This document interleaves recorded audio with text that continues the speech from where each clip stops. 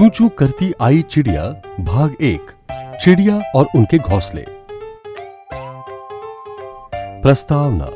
इस वीडियो में हम जानेंगे पक्षियों और उनके घोंसले यानी नेस्ट के बारे में। जिया हर दिन की तरह अपनी टेबल पर बैठकर पढ़ रही थी और बोबो भी उसके पास बैठा था। जिया की पढ़ाई खत्म हुई ही होती है जब उसे अचानक चिड़ियों की चू चू की आवाज सुनाई देती है। हाँ, बोबो सुना तुमने? चलो देखते हैं ये किसकी आवाज है।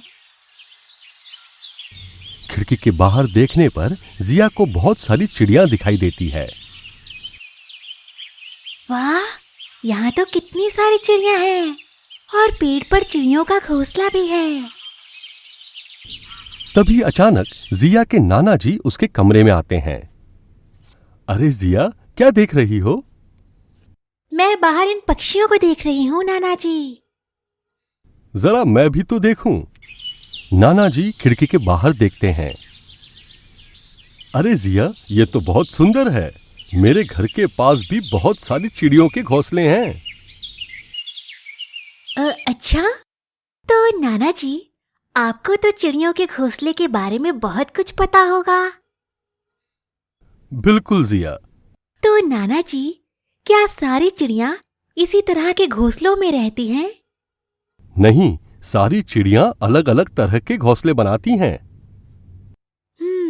लेकिन नाना जी, चिड़ियां अपना घोंसला कैसे बनाती हैं? उनके तो हमारे जैसे हाथ नहीं होते। हाँ जिया, उनके तो हमारे जैसे हाथ नहीं हैं। चिड़ियां अपनी चोंच की मदद से अपने घर बनाती हैं।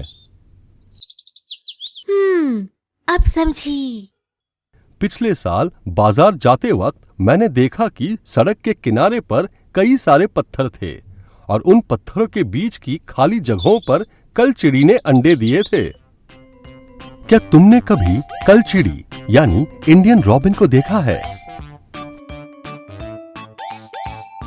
तो क्या वहाँ कलचिड़ी का घोंसला था? हाँ जिया, वहां पर एक घास का घोंसला था और घोंसले को आरामदायक बनाने के लिए उसके ऊपर पौधों की नाजुक टहनी, जड़ें, ऊन, बाल और रुई भी बिछे हुए थे। तो क्या सारी चिड़ियां ऐसी मुलायम चीजों से घोंसले बनाती हैं? नहीं जिया, कौवे यानी क्रोज तो अपने घोंसले में लकड़ी और शाखाएं और लोहे के तार का भी इस्तेमाल करते हैं और वो ये घोंसला पेड़ की ऊंची डाली पर बनाते हैं। और जानती हो जिया, कोयल तो घोंसले बनाती ही नहीं। तो वो अंडे कहाँ देती है? क्या तुम्हें पता है कोयल अंडे कहाँ देती है?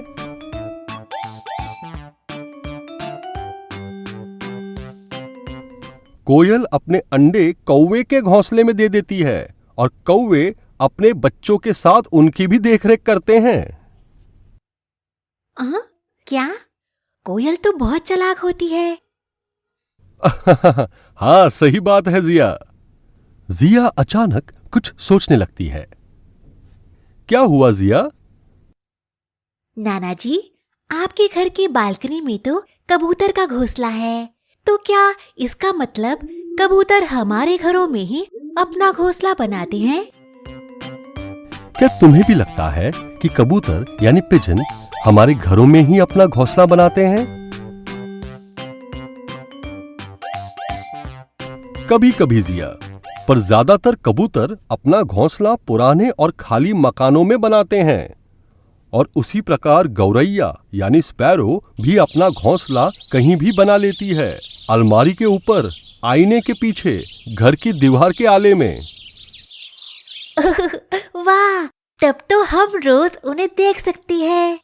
हाँ जिया, देख तो सकते हैं, पर हमें उनको तंग नहीं करना चाहिए। जिया, एक लटकता घोंसला भी होता है जो शक्करखोरा यानी सनबर्ड नामक चिड़िया बनाती है। लटकता हुआ घोंसला? वो कैसे बनता है? क्या तुम्हें लटकते घोंसले के बारे में पता है? हाँ जिया, शक्करखोरा लटकते हुए घोंसले बनाती है और इसको बनाने के लिए वो बाल, बारीक घास, पतली टहनियां, सूखे पत्ते, पेड़ के डाल के टुकड़े, कपड़ों के चिथड़े और यहाँ तक कि मकड़ी के जाले भी इस्तेमाल करती है। नाना जी, चिड़ियों को तो बहुत मेहनत करनी पड़ती होगी अपना घर बनाने के लिए। हमारी तरह उनकी जरूरतों की चीजें तो दुकान में नहीं मिलती। ये तुमने बहुत अच्छी बात कही जिया। घोंसले बनाना तो केवल मेहनत की शुरुआत है। अपने बच्चों को बड़ा करना और उन्हें उन घोंसलों में पालना तो उससे अधिक जिम्मेदारी का काम है। आज तो मुझे आपसे बहुत सारे पक्षियों के बारे में जानने को मिला। मैं सोच रही थी कि मैं एक बार उस पेड़ पर बने घोंसले को देख आऊं। बिल्कुल जिया, जरूर देखो, पर उन्हें परेशान मत करना तुम। ठीक है नाना जी। चलो बोबो, हम बाहर जाकर चिड़िया का घोंसला देखते हैं। जिया और बोबो चिड़िया का घोंसला देखने के लिए निकल जाते हैं। सारांश, इस वीडियो में हमने जाना पक्षियों और उनके घोंसले के बारे में।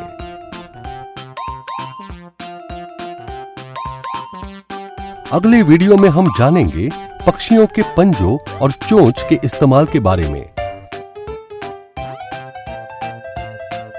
और ये भी देखेंगे कि अन्य जानवरों के दांत किस प्रकार के होते हैं।